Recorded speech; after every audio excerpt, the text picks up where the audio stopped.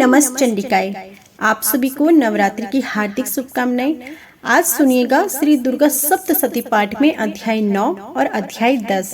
कल आपने अध्याय 5 से लेकर अध्याय 8 तक सुने थे। उम्मीद है कि आप थोड़ा सा समय निकालकर इन अध्यायों को अपने समय के अनुसार जरूर सुन रहे होंगे, और यदि नहीं सुने हैं तो चैनल पर अपलोड किए गए हैं। चैनल पर जाकर श्री दुर्गा सप्तशती के पाठ, श्री दुर्गा रक्षा कवच का पाठ आप सुन सकते हैं। आरंभ करते हैं। अध्याय 9 में निशुंभ वध का वर्णन किया गया है। ऋषि कहते हैं, हे राजन, युद्ध में रक्तबीज तथा अन्य दैत्यों के मारे जाने पर शुंभ और निशुंभ के क्रोध की तो कोई सीमा ही नहीं रही। अपनी विशाल सेना इस प्रकार मारी जाती देख निशुंभ अमर्ष में भरकर देवी की ओर दौड़ा। उसके साथ असुरों की प्रधान सेना थी।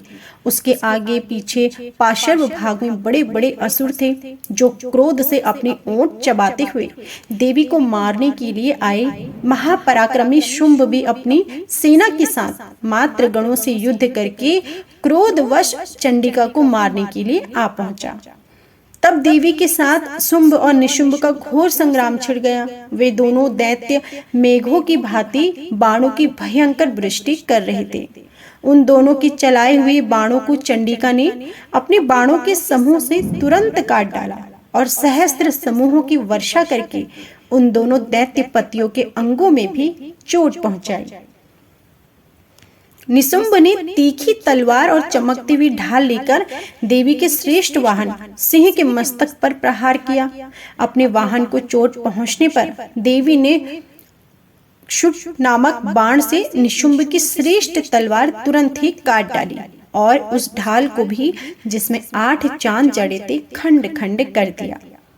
किंतु सामने आने पर देवी ने चक्र से उसे भी 2 टुकड़ों से कर दिए। अब तो निशुंभ के क्रोध और जल उठा और दानव ने देवी को मारने के लिए सूल उठाया, किंतु देवी ने समीप आने पर उसे भी मुक्के से मारकर चूर्ण कर दिया।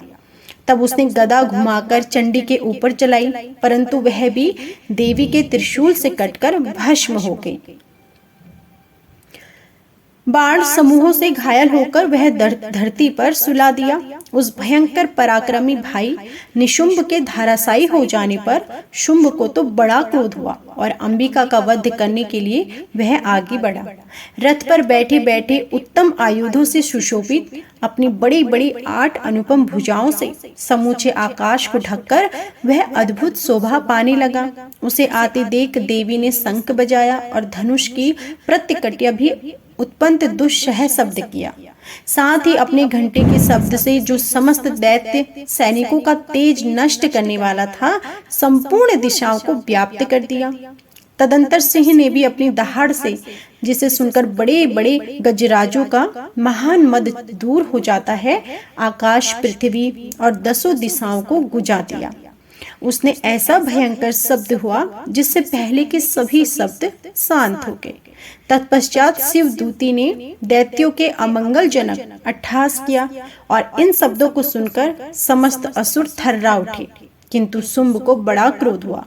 उस समय देवी ने जब शुंभ को लक्ष्य करके कहा, अरे दुरात्मा, खड़ा रहे, वहीं खड़ा रहे। तभी आकाश में खड़े हुए देवता बोल उठे, जय हो जय हो। शुंभ ने वहां आकर ज्वालाओं से युक्त अत्यंत भयानक शक्ति चलाई। अग्निमय पर्वत के समान आती हुई उस शक्ति को देवी ने बड़े भारी सूल से दूर हटा दिया। उस समय शुंभ के सिंहनाद से तीनों लोग गूंज उठे। उसकी प्रतिध्वनि से वज्रपात के समान भयानक शब्द हुआ। शुंभ के चलाए हुए बाणों के देवी ने और देवी के चलाए हुए बाणों के शुंभ ने अपने भयंकर बाणों द्वारा सैकड़ों और हजारों टुकड़े कर दिए। तब क्रोध में भरी हुई चंडिका ने शुंभ को सूल से मारा। उसके आघात से मूर्छित होकर वह पृथ्वी पर गिर पड़ा। इतने में ही निशुंभ को चेतना हुई और उसने धनुष हाथ में लेकर बाणों द्वारा देवी काली तथा सिंह को घायल कर दिया। फिर उस दैत्यराज ने 10,000 बाहें बनाकर चक्रों के प्रहार से चंडिका को आच्छादित कर दिया और तब दुर्गम पीड़ा का नाश करने वाली भगवती दुर्गा ने कुपित होकर अपने बाणों से उन चक्रों तथा बाणों को काट गिराया। यह देख निशुंभ दैत्य सेना के साथ चंडिका का वध करने के लिए हाथ में गदा ले बड़े वेग से दौड़ा। उसने आते देख चंडी ने तीखी धार वाली तलवार से उसकी गदा को शीघ्र ही काट डाला। तब उसने सूल हाथ में ले लिया। देवताओं को पीड़ा देने वाले निशुंभ को सूल हाथ में लेते देख चंडिका ने वेग से चलाई हुई अपने सूल से उसकी छाती छेद डाली। सूल से विदीर्ण हो जाने पर उसकी छाती एक दूसरा महाबली और महापराक्रमी पुरुष खड़ी रह करता हुआ बाहर निकला। उसे निकलते हुए देख पुरुष की बात सुनकर देवी ने ठठाकर हंस पड़ी और खड़क से उसका मस्तक भी काट डाला। फिर तो वह पृथ्वी पर गिर पड़ा। तदंतर सिंह अपनी दाढ़ों से असुरों की गर्दन कुचलकर खाने लगा। यह बड़ा भयंकर दृश्य था। कौमारी की शक्ति से विदीर्ण होकर कितने ही महादैत्य नष्ट हो गए। ब्रह्माणी के मंत्र पूत से जल से निश्चेत होकर कितने ही भाग खड़े हुए। कितने ही दैत्य माहेश्वरी के त्रिशूल से छिन्न भिन्न होकर धाराशायी हो गए। वाराही के थुतुन के आघात से कितनों का पृथ्वी पर कचूमर निकल गया। कितने ही वैष्णवी के चक्र से कितनों के टुकड़े टुकड़े हो गए और ऐन्द्री के हाथ से छूटे हुए ब्रज से भी कितने ही प्राणों से हाथ धो बैठे। कुछ असुर नष्ट हो गए, कुछ उस महायुद्ध में भाग गए तथा कितने ही काली शिवदूती तथा सिंह के ग्रास बन गए। इसी के साथ श्री दुर्गा सप्तशती पाठ में 9वां अध्याय समाप्त हुआ। अब सुनिए 10वां अध्याय, जिसमें शुंभ वध का वर्णन किया गया है। ऋषि कहते हैं, राजन, अपने प्राणों के समान प्यारे भाई निशुंभ को मारा हुआ देख सारी सेना का संहार होता जान शुंभ ने कुपित होकर कहा, अरे दुष्ट दुर्गे, तू बल के अभिमान में आकर झूठ मूठ का घमंड ना दिखा। तू बड़ी माननीय बनी हुई है, किंतु दूसरी स्त्रियों के बल का सहारा लेकर लड़ती है। देवी बोली, दुष्ट, मैं अकेली ही हूँ। इस संसार में मेरे सिवा दूसरा कोई नहीं। देख, ये मेरी ही विभूतियां हैं, अतः मुझ में ही प्रवेश कर रही है। तदंतर ब्रह्माणी आदि समस्त देविका अंबिका देवी के शरीर में लीन हो गई। देवी बोली, मैं अपनी ऐश्वर्य शक्ति से अनेक रूपों में यहाँ उपस्थित हुई थी। उन सब रूपों को मैंने समेट लिया। ऋषि कहते हैं, तदंतर देवी और शुंभ दोनों में सब देवताओं तथा दानव के देखते देखते भयंकर युद्ध छिड़ गया। बाणों की वर्षा तथा तीखे शस्त्रों एवं दारुण अस्त्रों के प्रहार के कारण उन दोनों का युद्ध सब लोगों के लिए बड़ा भयानक प्रतीत हुआ। उस समय अंबिका देवी ने सैकड़ों दिव्य अस्त्र छोड़े। उन्हें दैत्यराज शुंभ ने उनके निवारक अस्त्रों द्वारा काट डाला और इसी प्रकार शुंभ ने जो अस्त्र चलाए उन्हें परमेश्वरी ने भयंकर हुंकार से नष्ट कर दिया। तब उस असुर ने सैकड़ों बाणों से देवी को आच्छादित कर दिया और यह देख क्रोध में भरी हुई उन देवी ने भी बाण मारकर उसका धनुष काट डाला। धनुष कट जाने पर दैत्यराज ने शक्ति हाथ में ली, किंतु देवी चक्र से उसके हाथ की शक्तियों को भी काट गिराया।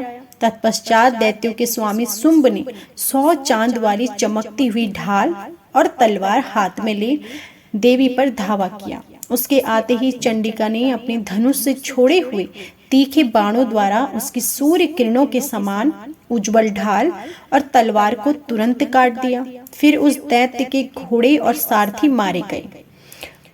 अंबिका को मारने के लिए उद्यत हो वह भयंकर मुदगर हाथ में लिवा। उसे आते देख देवी ने अपने तीक्ष्ण बाणों से उसका मुदगर भी काट दिया। उस दैत्यराज ने देवी की छाती में मुक्का मारा। तब देवी ने भी उसे छाती में एक मुक्का मारा। देवी का थप्पड़ खाकर दैत्यराज शुंभ पृथ्वी पर गिर पड़ा, किंतु पुनः सहसा पूर्वतः उठकर खड़ा हो गया। फिर वह उछला और देवी को ऊपर ले जाकर आकाश में खड़ा हो गया। तब चंडिका आकाश में बिना किसी आधार के ही शुंभ के साथ युद्ध करने लगी। उस समय दैत्य और चंडिका आकाश में एक दूसरे से लड़ने लगे। उनका वह युद्ध पहले सिद्ध और मुनियों के विस्मय में डालने वाला हुआ। फिर अंबिका ने शुंभ के साथ बहुत देर तक युद्ध करने के पश्चात उसे उठाकर घुमाया और पृथ्वी पर पटक दिया। पटके जाने पर पृथ्वी पर आने के बाद वह दुष्ट आत्मा दैत्य पुनः चंडिका का वध करने के लिए उनकी ओर बड़े वेग से दौड़ा। तब समस्त दैत्यों के राजा शुंभ को अपनी ओर आते देख देवी ने त्रिशूल से उसकी छाती छेदकर उसे पृथ्वी पर गिरा दिया। देवी के शूल की धार से घायल होने पर उसके प्राण पखेरु उड़ गए और वह समुद्र, द्वीपों तथा पर्वतों सहित समूची पृथ्वी को कंपाता हुआ भूमि पर गिर पड़ा। पहले जो उत्पात सूचक मेघ और उल्कापात होते थे वे सब शांत हो गए तथा उन दैत्यों के मारे जाने पर नदियां भी ठीक मार्ग से बहने लगी। उस समय शुंभ की मृत्यु के पश्चात संपूर्ण देवताओं का हृदय हर्ष से भर गया और गंधर्व गण मधुर गीत गाने लगे। दूसरे गंधर्व बाजे बजाने लगे, अप्सराएं नाचने लगी, पवित्र वायु बहने लगी, सूर्य की प्रभा उत्तम हो गई, अग्निशाल की बुझी हुई आग अपने आप प्रज्वलित हो उठी तथा संपूर्ण दिशाओं में भयंकर शब्द शांत हो गए। और इसी के साथ श्री दुर्गा सप्तशती पाठ में अध्याय 10 समाप्त हुआ। तो यह थे आज के संपूर्ण अध्याय। उम्मीद करती हूँ कि आपको हमारे ये पाठ जरूर पसंद आई होंगे। वीडियो पसंद आई हो तो प्लीज वीडियो को लाइक कीजिएगा। कमेंट बॉक्स में जय माता दी जरूर लिखिएगा। जय माता दी।